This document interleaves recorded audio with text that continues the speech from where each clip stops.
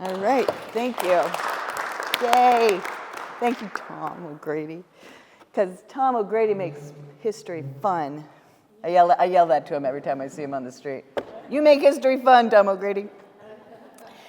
So I am so happy to be here to be able to share PassionWorks because you get to see around town the beauty that it is.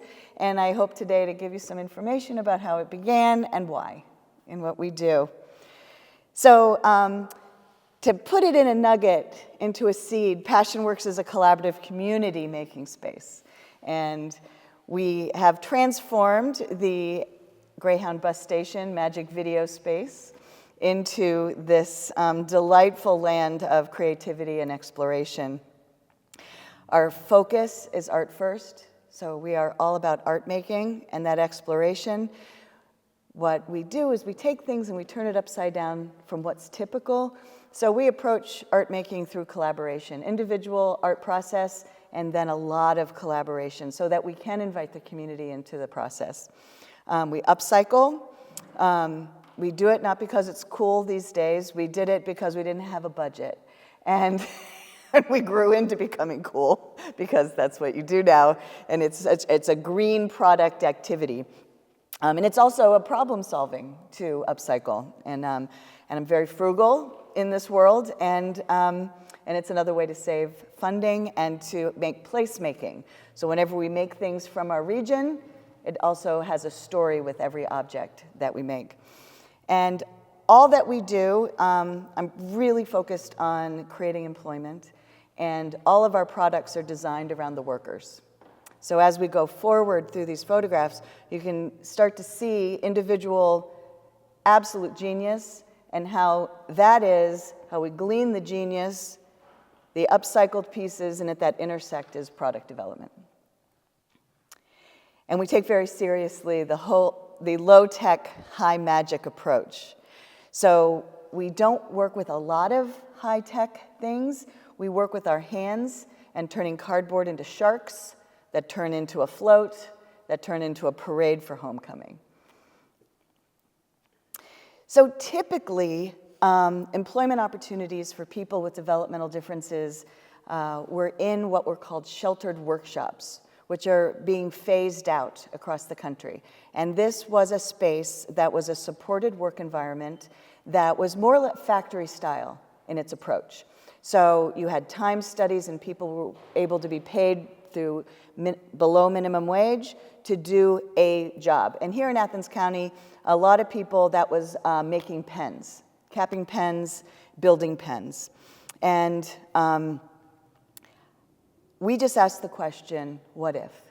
What if we imagined differently?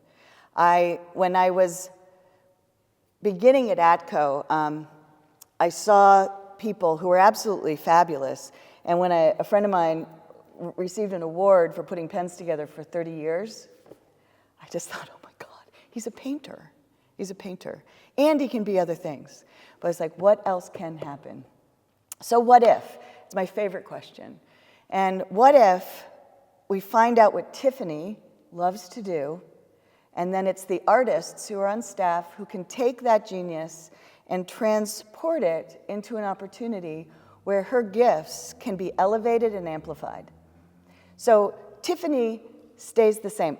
PassionWorks was created, designed, maintained by artists. None of us are certified in anything other than looking for what works. And so all of us are there just to find solutions and answer yes to opportunity that we can deem yes to. So Tiffany, as simple as this sounds, just giving her a black canvas, painted black, with her beautiful flowers and dogs and she can't make them fast enough, and she does not move fast. Tiffany moves it at her own pace. She's about like this. And no one's asking her to do anything differently, right? So when she sells a painting, she gets a commission. I don't put her on hourly work because that wouldn't make sense for Tiffany. But she can take all the time she wants. And she's absolutely, absolutely lovely. Our Alexis Reinhardt, she has been with the studio since the beginning. She was in high school when she would come to art night. And She loves Smokey Robinson. And I wish I had a stronger word. But part of her behavior plan was to divert her attention from Smokey Robinson, and let's get Alexis to do something else, right? And that's the professional approach. The artistic approach is, you love Smokey Robinson? Tell me about Smokey Robinson. You're talking to me, but could you write about Smokey Robinson? And then she started writing, and she hasn't stopped for 26 years. And she has written on furniture, canvases, restaurants. When we had the Starving Wolf out at Eclipse. And so she is celebrated for what naturally is her gift. She does not have to change to fit my needs or my expectations. And so this is the difference, is that we're taking who we are, what we love to do, amplifying that, and the only thing I can change is the environment. So my focus is on the environment and making sure that it responds to what people want and how they can thrive. David Dewey was the very first artist to come into this little space at ATCO.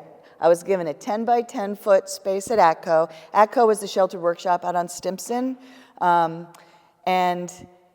so I was back there and I was like, I don't know if anybody's gonna come and play with me, but I'm just gonna put some things out, I'm gonna try. And David came and he sat down and made some work with me. And he was a guy, really smart, really lovely. And his hands are in this position and they're not flexible. And so his job match was folding paper and stuffing envelopes. So you can imagine how that would be really frustrating, and putting a pen together would be torture. And so he was kind of the guy who hung out. He had a mail route, he had a cart, and he would deliver mail to people. But the man could hold a pen, and he was a genius. And these two drawings are the first drawings he ever made at PassionWorks. And I saw what he was doing. I said, very nice. And I had to leave the room. I was so excited, and I didn't want to get in his way. And we had a visiting artist come, Kate Gorman, and she fell in love with his drawings, and we made a quilt together, appliance quilt out of home clothes, pajamas, aprons, things like that. And she taught me how to sew, which I haven't stopped. So this circle of giving each other our gifts and sharing what we know, we take very seriously at the studio. And so it can, whatever we're doing can radiate further than I know we even imagine. So David became the designer and the artist at the studio. He changed his name to Pepe Ledoux. He started wearing a beret, the sunglasses indoors, and he was the artist. So he had an identity, and he had real purpose when he came to work. And we still use his work. It's iconic for the studio. Grumpy Fish, I was at an arts festival, and this woman came into the booth, and she's like, I love Grumpy Fish. And I'm like, I love Grumpy Fish. And she pulled up her pant leg, and there it was tattooed on her leg. I'm like, yes, you do. Awesome. And so his work is part of our jewelry line and our design work. So the studio is a place where we can invite people in to participate in the process and to reimagine differently. One of the things that happens far too often of people who are perceived that have differences are excluded from typical society, community, and we want to change that. And so we're not asking, when we first started, we weren't asking and waiting to be invited. We were throwing the party and saying, come in, so that people can come in and feel comfortable and recognize that we're all just alive right now and human, and our humanity is our connection. And so I don't believe anybody who comes into the studio leaves the same person. They leave with a different thought about business, nonprofit, product design, community, collaboration, developmental differences, and whatever else they glean from being in that experience. But the idea is to have an experience that a person comes to their own decision-making as to what might be true and what they might invite into their life. When we first started, we did a show up at the Kennedy Museum. It was called A Story of Flying, and it was an installation that celebrated a baby boy, Gabriel, who was born here in Athens, Ohio, to a friend of a group of my friends. And we illustrated a poem that Denny Nafziger wrote. And it had 250 flying objects in it, and you walked into this poem, and it was absolutely beautiful, and the family had a picnic on the floor, and they laid down, and they looked at all these beautiful things, and I thought, my job is done. That was gorgeous. And a friend of mine teaching at the university in comparative arts had their students go up there and write a paper, and one of the students wrote about his regret. He didn't write about the artwork, he wrote about his regret, because as he was coming up, he and his friends would beat up a neighborhood kid who had a developmental difference. And when he saw the work and he read the story, he reconsidered that period of his life. And then that solidified to me that this work is beautiful and it is connective, but it's way more potent than that. And so then the obsession really started to take in my belly. And so the studio is committed to responding to opportunity that presents itself where we're invited and where we invite ourselves, through the Paw Paw Fest, Halloween, OU, Turn It Gold, Childhood Cancer Awareness and Research, and we will amplify other organizations' work because we can. So the what if we imagine differently happened. So this is a photo from back in the day with Harry Grimm and Mary Alice Woods and Stacy. Early days. And one of my first days there, we were drawing on tiles, and Ed Pryor came in, and Ed Pryor was about, in my memory, he's about 6'2", 300 plus pounds, and walked through the halls, and his lunchbox would hit the lockers. He was so big. And I was by myself in the back, and I said, okay, here we go. I don't know anybody. I don't read people's files. It's not my business. And I handed him a tile. Everybody was doing flowers or this or that, and he wrote on this tile, "To who I am writing, there is a strength between our heart." And I just started crying because I perceived him as so differently. And he just patted me on the shoulder. And in that moment, the staff didn't know he was literate. And he was deaf completely and mute. And he was brilliant. Absolutely brilliant. So what we would do is if we needed a poem, we'd do a prompt, and he would look at the prompt, and off he'd go, and just write and write and write and write. He changed me forever, and I am absolutely grateful to Ed. So this is at ATCO back in the day, and so we created a structure so that we could surrender the process. And people who are in care are often limited with their network, their social network. And when we had the studio, we started inviting artists in. Mark Hackworth, printmaker, lives in town, and he did a printmaking residency with us, and that's where our logo came from, with Johnny Markowitz.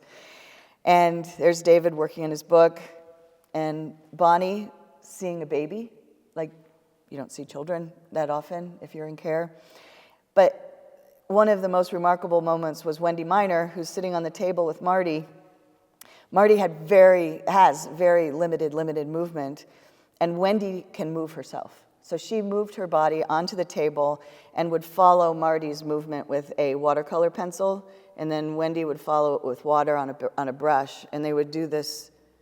And Marty doesn't have verbal speech, and they would make these beautiful pieces together. And when I saw Wendy do what she did, I said, this is going to work. This is going to work. And Passionworks wouldn't work without Wendy Miner. She has been with the studio 26 years and is absolutely one of the most lovely humans and artists I've ever known. So where did Passionworks come from? Where is this idea? So I had a brother, Tim, who was institutionalized. And this is Tim on the left, and this is me in the middle with my mom. And growing up, he was 2 years older than me. And I got everything: horseback, ballet, flute, oboe, English horn. You name it, Girl Scouts, brownies, travel, ocean, Florida, Disney World. And my brother was institutionalized. And so no matter where I was, it was a question of where is he and what is it like? So when he passed at 12, I was 10, and I started, coming up and growing up. I promised that I would live for both of us. And that obsession lent me to volunteer as a child in high school with different opportunities. And my parents lived here in Athens in the late 50s, early 60s. My dad worked for McBee and my mom worked at Sheltering Arms. And they were here for about 3.5 years. And Tim was born here in Athens.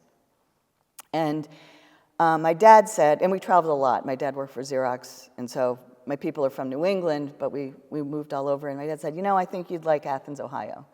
And so we drove out here, parked the station wagon right by the college green. I got out of the car and literally said, I'm going to live here the rest of my life. I don't know what it was. And I learned about the Athens Mental Health Center. And so I started volunteering there as a freshman. And then my sophomore year, I was invited to live on ward. And I lived in between the lived in Central Hospital between the geriatric ward, two different geriatric wards. And I had a room that was like any client's room. And my job was to do activities and bring people into town and have one special ward. And my one special main ward was locked men's. I was 19 years old, no training, gave me the keys. Larry Lankus, volunteer coordinator, which I know you know. My first day, I just unpacked. He gave me the keys to the van and said, take these 6 people to Ames and come back in 2 hours. It was the 80s. And I did it.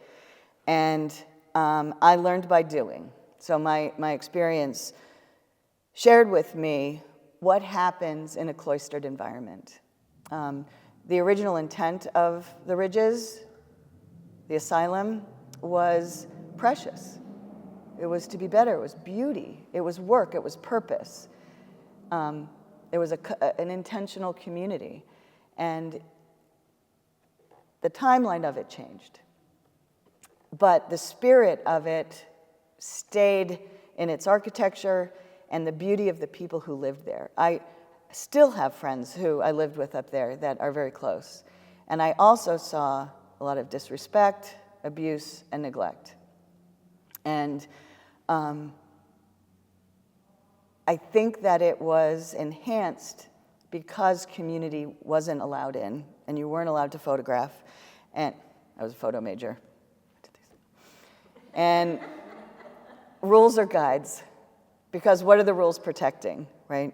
And I would never do anything that would be disrespectful or recognized, but I think it's potent to know why to think differently. So this difference was after deinstitutionalization. So the idea was to have this idea at the Ridges Mental Health Center, but it closed. So ATCO, I was introduced to a sheltered workshop, and so we built it there. And this is early days at ATCO. And I had a false wall, and I had 10 squares, and then there was a downtime with a TV right behind our false wall. So every morning I'd come in and push that wall 3 inches. I'd push that wall 3 inches, push that wall. And before you know it, the TV area was smaller than the studio. And then there was enough conversation and evidence to have a good conversation to say, why don't we take the TV out? Why don't we do that and just have a big space? And we did. So this is a piece of what is called positive deviance. I like it. So, and these early years, so lucky, the talent and the beauty that was in that space. There's Alexis. She's sitting in front of the red thing, and Cardin, and there's Wendy, who are still working at the studio. And so now we did create a loving, supportive, and responsive space, and we have surrendered or let go of control because we focus on the environment and then encourage people to explore as they will. So you can see this is one of the things that we do are circle paintings, and it's a way to get in community involved. And then we take this, it's fabric or paper or whatever we draw on, and then we can make things like these big circle mandalas out of our community's work. So whatever we make has the hand of our community involved. We're upcycling from our own materials, and we're having fun. So we're absolutely aware and protective of each other's creative spirit. We collaborate, but it doesn't mean that we deaden each other's voices. It actually amplifies. Cardin Absolutely. He was 19 when he started, just like Alexis. He's been with the studio since high school, and he has not stopped doing architectural rendering. And I wouldn't ask him to make an alligator. He does this. If I had an art emergency, he probably would do it for me, but it's like, let him go. It's his art process. He has sold paintings. This is when the FBI came up to the studio and bought his painting. Nobody gets to wear an FBI agent's jacket, typically. Cardin did. And he will paint anything. He's absolutely so much fun and makes people absolutely feel so good when they come in, and he loves sharing his work. He's been published in textbooks, illustrating covers, was just interviewed by WOUB, which I don't know when it's coming out, but I'm really curious because Cardin doesn't have verbal communication, but I sometimes forget because he's so communicative. He's just lovely. And this is what I want for our artists. And you don't need language for that. So in order to make things available, we get to imagine differently. So this is Tom, and Tom's movement is this way. And he was a big part of the studio, and as his body changed, his movement became more limited. And I was always putting a paintbrush or something in his hand and wrapping it with stretchy fabric and trying to make it work, and then started working with an engineer. And he watched Tom's body move, and then he made an apparatus to put the tool on top of his hand. Because I was thinking traditionally, and this person thought in response to what was working. And so he made this glove, and so Tom was back at it and working in the studio. Not everybody can have that beautiful glove, but we can have that idea, and we can transfer the idea into something that is relatively inexpensive with a garden glove, Velcro, and marker or paintbrush, which can then make the arts accessible. So I am very lucky in that I have been invited all over the world to share this concept. And through that engineer's brilliance, partnering with Tom has changed the lives of others. And to imagine, this is in Thailand, and visiting the school, I saw the teachers doing hand over hand, which is, not much is verboten at the studio, but hand over hand is verboten. We don't do it, and we don't encourage it. It's, what is the point of being somebody's pen holder and being forced? I mean, if you have somebody do that with you, it's just as yucky. It's absolutely yucky. And this is in Kosovo, and wherever I would go, I would just have to gently make a transformation from this loving sister on the left and her brother, and this loving mother and her child on the right. Just say, let go.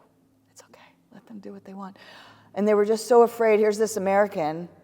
I don't know what that has to do with anything, but it's like they wanted their child to be successful. It was all done in love. Once they let go and their children could do the things they wanted, they did what they wanted. Everybody's happy. Mother's proud, staff can serve and not dictate, and of course the artist is doing what they want because that's what everyone wants. That's a universal, it's injustice otherwise.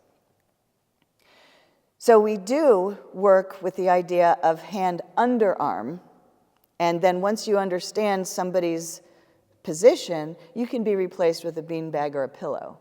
And so you just do whatever you can so that somebody can be independent. And what people make is precious, and it's sacred to me. And so Kathy, this is in Napoleon, Ohio, her drawing of a flower is gorgeous. It feels like they're in the wind. I would never have made something like this, but Kathy did. But I can sew, and I can provide a circle painting for people. So I can make the material with others, and then I know how to project the drawing, cut it out, sew it down, and decorate a gymnasium. That I can do. So as we collaborate and share each other's talents and skills and time, we can transform what was seen as, isn't that nice, Kathy made a drawing, into a piece of artwork, into a job, into a public art piece. So I love adaptive art experiences. It's absolutely, it's so transformative. In Napoleon, Ohio, this young man had a lot of energy, and we gave him the tool of a toilet brush, and he thought it was hilarious. And so he could pound on the painting, and he ended up on the front page of the newspaper with this. So when the reporter came, everybody was like, oh, that's hilarious. Harry Grimm just needed to be close to his canvas, so an extender for his easel. David Dewey, in time, his body's been changing, and we worked with the Ohio University engineering department, and they made this piece for him, so when he's in his chair and he's looking, his eyes are seeing this way, this makes it so he can see what he's drawing. This is South Carolina, and there's a potato. And we were getting a tour of a facility, and I saw this woman, and she has cerebral palsy, and I know because Serena, David's wife, has cerebral palsy, and we learned that a 1 to 2 pound band, or like an exercise band, was enough resistance for her to draw with intention. It was a weight, right? And they served real food at this place, and there was a potato in the kitchen, and I thought, that's heavy enough. Gave it to her, she could grip it, and then we could see what angle was right for her. Painting. And a more elegant, extension from the potato could happen, but this is a good start, and it's a good way to go because you can just go in there. And then Eli, he's at Echoing Connections, and we just tape some things down and then replace those with clamps, and off Eli goes. Wait a minute. So this next one is one of my favorites. This was in somewhere, I don't know where we were. But there was this woman, Sam, and she was in a wheelchair, and staff said, oh, she's just not with us. But in the morning, she's on this side of the building, and after lunch, we move her to that side of the building. I was like, oh, great, really good. Hi, Sam, how you doing? Looked in her eyes, and she looked at me, and I'm like, you're in there. I see you. I could tell. So went to the store, got a whoopee cushion, and then to see what would happen. And so...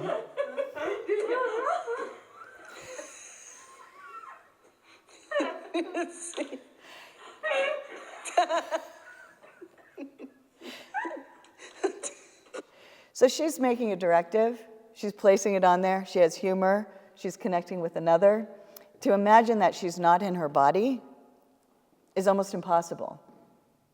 And through that experience, staff did see, because humor, especially elevated humor, whoopee cushion humor, is intelligence, right? So now Sam has a wheelchair that she can guide with the movement of her head. So if we're dismissed, like Ed was dismissed as just being illiterate, deaf, you can't communicate with him. The arts are about expression, but they're really, for me, more about experience and about connecting with another. And for some, it's really beautiful and a distraction and a lovely thing, and for others, it's life and death. And I take it very seriously at the studio. I see the studio as life and death for our artists. Because if you're isolated, you wither, it's a national health issue. If you're seen as non-viable, you are not eligible for an organ transplant. If you're non-viable, who is non-viable? So is it people who don't generate income and is part of our economy and just taking from our economy? Then we're going to change that. We'll make money. I love making money. I love putting it back into our organization and create more opportunity for people. But to see other, and even say the words, and it's a professional word, non-viable, is inexcusable. So this is a woman from Marietta, and this is the first time in her 32 years that she ever painted. And it wasn't that she couldn't paint, it was that she didn't have the engineering to paint. And hey, do you want to? Yes. okay, let's figure it out.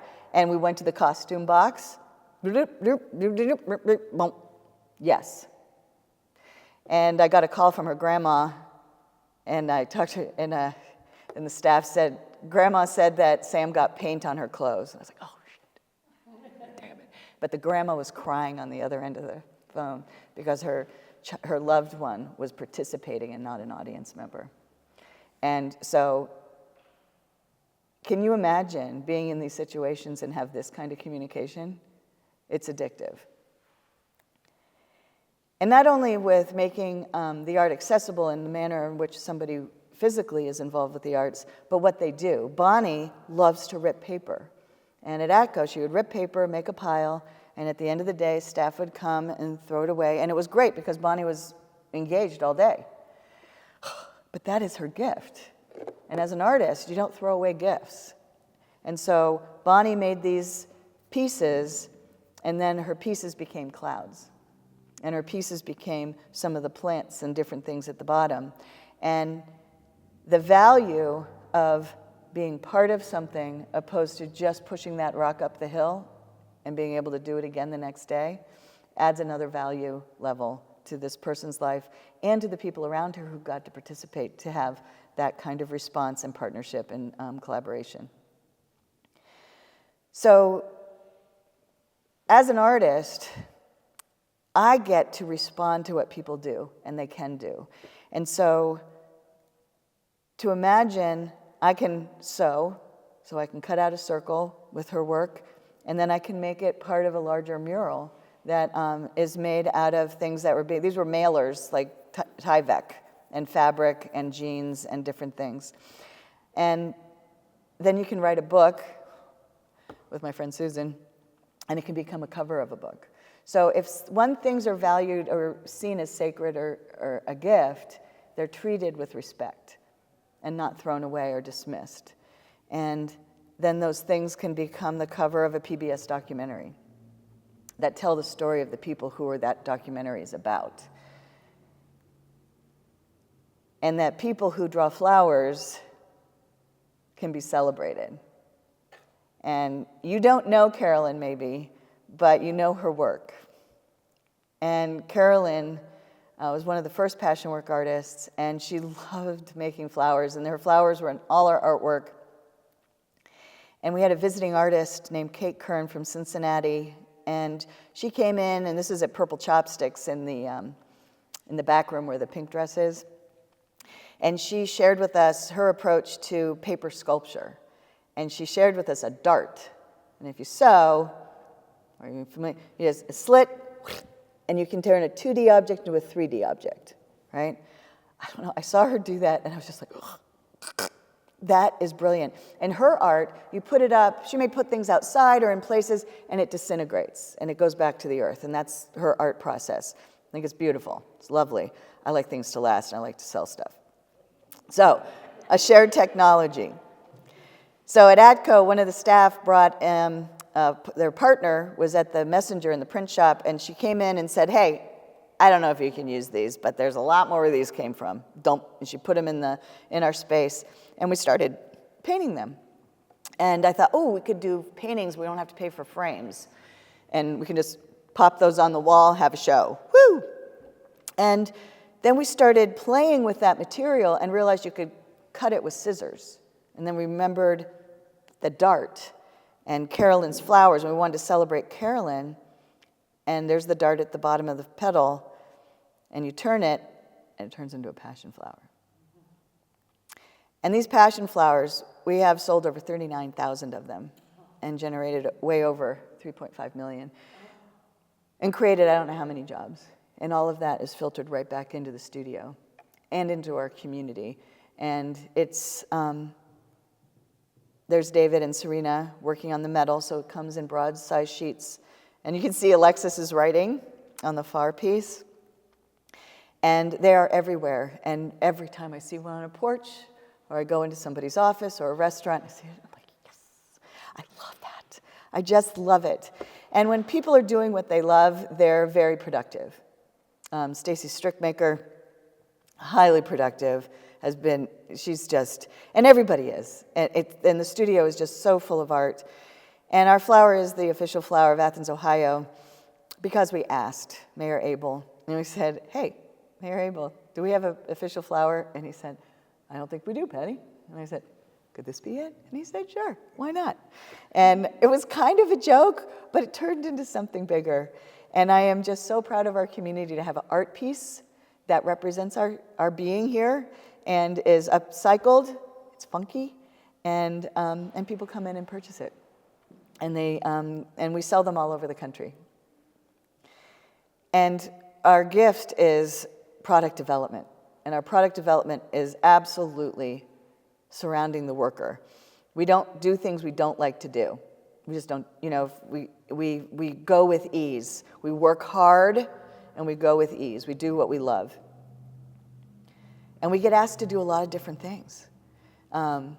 This was not on my bingo card to do the city bus, but I love it so much.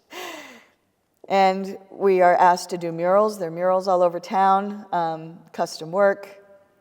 Larry's Doghouse, one of our faves. It's true. It's true. We went over, did a field trip, and we made the ice cream cones and the burgers, and then we handed it off to, and this is the great thing about collaboration. Then we had somebody who just made funny faces on stuff. So they added the eyeballs, and then those things are there. And Andrew's Penguin is there at the drive-through. We've been in I don't know how many weddings, which I just love. I love it. And our shop, we want to make as absolutely attractive and attracting as possible so people will come.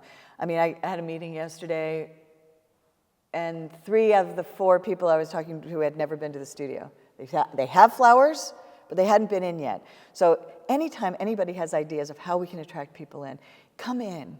It is an exercise of beauty, and you're welcome. It is, and I can understand, because most places with the majority of people with developmental differences, you can't walk into, but you can here in Athens, Ohio. We partner strongly with the Storytelling Institute at Ohio University.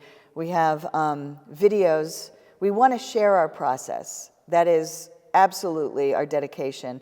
And this flower is on our webpage under Approach, and every petal has a 9-minute video that describes that approach. So anytime you want to see that, just go to our webpage, and Lynn Harder is a genius, along with her group.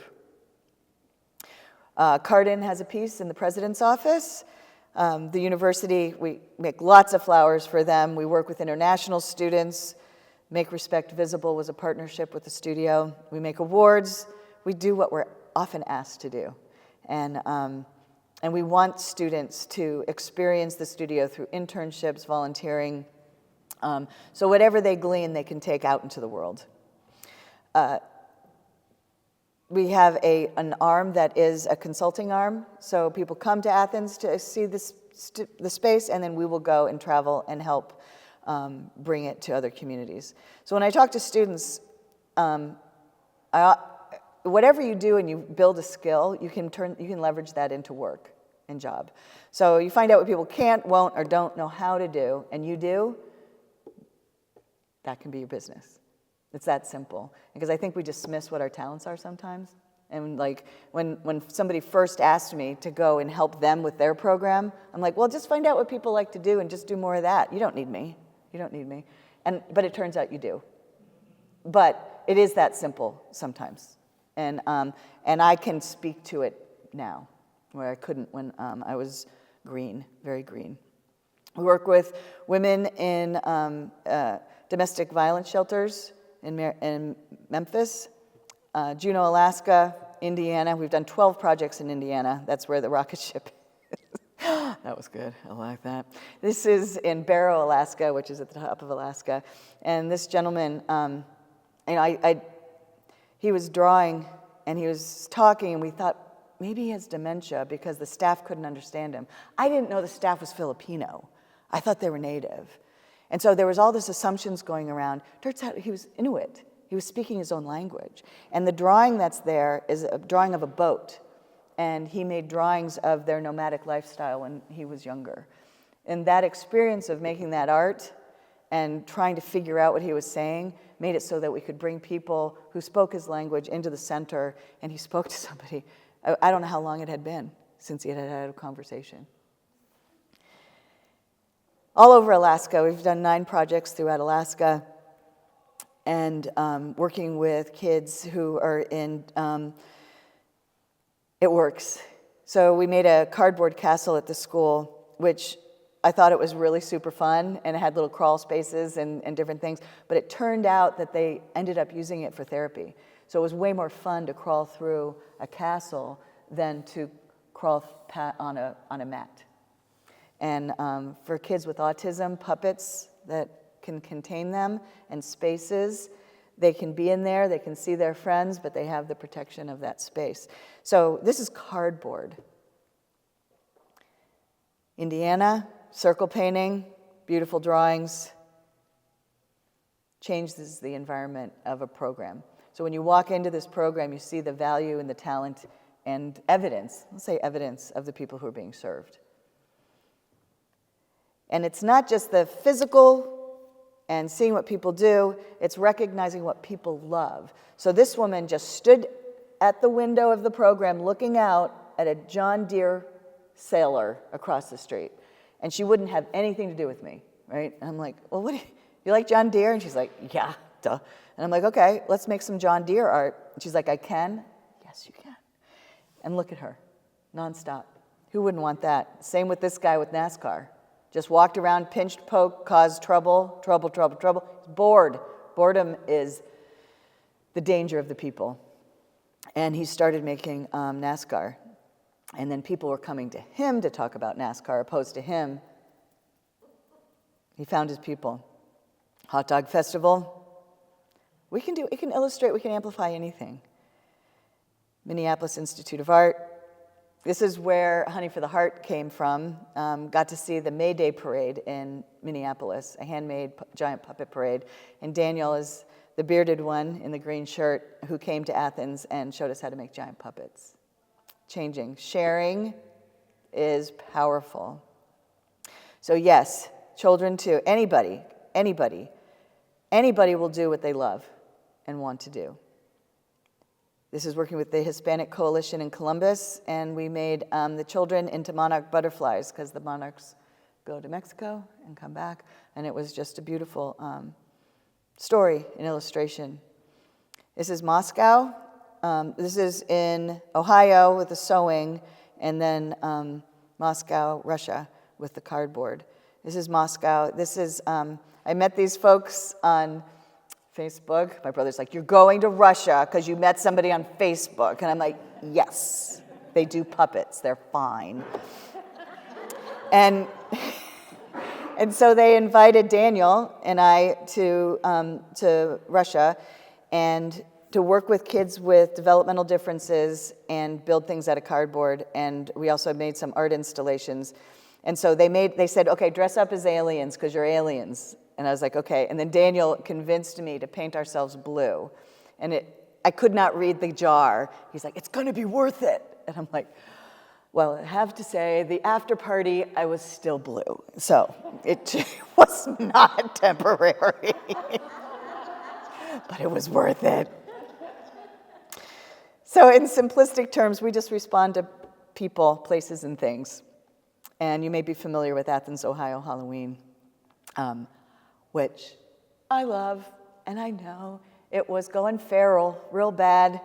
And instead of crushing it with control and power, what if we loved it into its next existence? And so we pitched it to the university with Arts for Ohio and learning communities and said, what if? What if we made puppets and costumes with first-year students, and the first-year students built a better Halloween, and that their story would generate into an expansion of opportunity? And so they said yes. And we are at Central Venue, which is, if you're all familiar, it was a mechanics garage, now it's a Methodist church. And we invite the students in, they get to wear the puppets, we talk about puppetry, and they get to work right away, and we get to have intergenerational experiences. Why we silo ourselves, I don't know. And we experiment with cardboard, learn so much from our friends from Cardboardia, which is the group in Russia. And our friends get to all be in the mix, of course. And we build memories that are going to last for as long as the people do, and beyond, and beyond. And so our style of collaborative community art making makes visible the spirit of our community. And so our aesthetic is trying to capture what is so difficult to put into words of what the spirit of Athens is. I love this town so much, and I wanted to put a finger on it. I wanted to say, this is what it feels like. My family in New England, they don't say it anymore, but they're like, what do you do there? Like, why are you there? Like, what? And they come to visit, and they're like, oh, I see. And so we want to be able to say, this is us, this is who we are, this is our community, and take something that was seen as a negative and shift it into a positive. This is Nina, Wendy's daughter, and she made this beautiful butterfly, and her mom was able to then transfer that and translate it into this big, beautiful puppet. And look at that little girl. That is magic. Not only is, of course, her mother magic, but she's magic too. And so though the materials of experience are established, we are poetic in our rearrangement of them. And that's all we're doing. We're just rearranging our materials to see what's possible. And we're doing that together. And we can turn something that was seen as a negative into a positive. Because that is our choice as a community. If we see a problem, let's do something about it. Let's not try and destroy it. Let's see what's sticking. Why does this thing keep happening? Because it's kind of magical. And look at that. That's funny. I mean, I see this at the farmer's market, sitting out on East State Street, getting people to come in, right? So this year, our theme was food for honey for the art, and it's going to be in the garden, so that all of our puppets can be used by the farmers market and AceNet and all that is of our region that's beautiful and bountiful and needed, like with food banks and things like that. So Honey for the Heart is the name of our parade, and we had a visiting artist from Chile. And she described, while we were making the puppets, we didn't have a name. We had the puppets at the window at Central Venue. We pretended like we had a puppet store. We were just playing. And she said, Athens is like honey for my heart. She loved it here. And Daniel and I looked at each other and were like, okay, perfect. And that name is stuck. So that's where Honey for the Heart came from. And so can you imagine evidence of Halloween becoming part of the mayor's and our government's speaking points, something that was kind of the cover of Visit Athens, and now we're getting ready to paint a mural in the new Visitors Bureau. So our aesthetic is being used, and we're sharing it so that we can amplify our Athens community. And so I invite you all to come visit the studio and to visit our social media and our place, because it's yours too. And I would be very happy to answer any questions. You know, I can do a 5-hour presentation. Paw Festival, Nelsonville, like there is so much, and you're right. I mean, Nelsonville is magical, absolutely magical, and the videos that we have, and all these things, and I would be more than happy to do the extended version with you someday. I love it because they're hanging in a tree. I mean, it's just, Yeah. it really adds to the whole atmosphere of any place. Right, so if you see photos of a music festival, what distinguishes one from another, right? And so anything that happens where in Athens County, it's like, oh, that's Athens, because the art is there. Because you can't hear the music in a photo. I know that sounds obvious, but what do you do about it, right? Yeah, we're excited about this year. Super excited. And OUCU Financial is sponsoring our participation with Nelsonville. And they they use our aesthetic in their work as well. So our financial institution is using our art in their marketing. Collaboration. Do you have, I don't know, you're such a dreamer, you're such a visionary. Do you have something going forward now that you haven't? We have some things in the works, for sure. Small things, big things, bright and beautiful things. And, you know, what we would love to do is have a place where we can share this work. Right now, I love the studio. The light is gorgeous. We're uptown. But, you know, if we have a couple power wheelchairs in our space and a walker, somebody uses a walker, we're crawling over each other. So we're looking to imagine a larger space where we can have more art mediums and invite more people into the space with more comfort. And that is our latest project. Are you going to touch on The ambassador, we're looking at ambassador laundry. That's right. We're in a campaign right now. And back in the day of ATCO, I was not allowed to ask for donations because it was part of a county board project, and they had levies, and they didn't want confusion. And so that's one of the reasons that we jumped into product development so early, and our budget was so small. And then I recognized the need for employment. So we have dug in to create 50% of our operations are through our sales. Mm-hmm. Thank you. Whew. It's, you know, and we're really serious because for lots of reasons. And so we've never made a big, like we do an annual campaign, and we'll do Mardi Gras. That's another thing that's not on here. We'll do different things, but we've never made a big ask because we knew one day we would be. And now we are. We're at that point now, and we're really, really excited. Ambassador is beautiful, and in the back of Ambassador is the original Athens brick factory. It's gorgeous, and it's 11,000 square feet, and right now we have 1,700 of usable artist space, which is not enough. I mean, it's not. I feel like there's no walls to push to make bigger right now. But I mean, you know, yeah. So we just more space, more art, more opportunity. Yeah.